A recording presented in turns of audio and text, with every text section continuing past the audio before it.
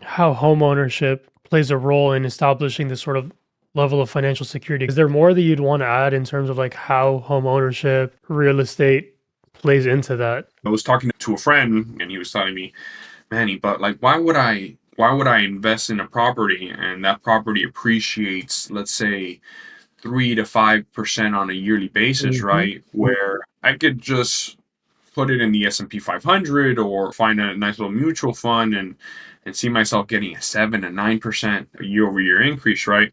And I told him this. I'm like, listen, so you're kind of comparing apples to oranges here, right? Because Yep. let's say you have $50,000, right? And you invest that $50,000 into the S&P 500. That S&P 500 goes up, let's say, an 8% year over year, right?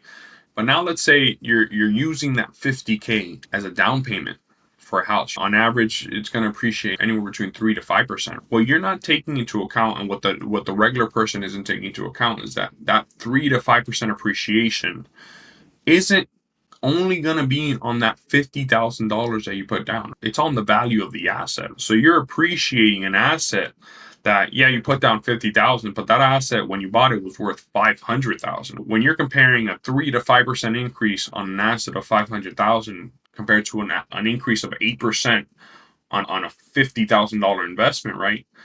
Obviously, the gain on the bigger asset appreciation, albeit a little bit smaller, is going to severely outgrow the appreciation that you're going to see from that investment. So I think a lot of people don't really understand that from first glance, and that you're using debt to acquire an asset that is going to continue to add value and grow, right? Whereas in any other, I guess, investment, you're kind of capped into what you're getting into.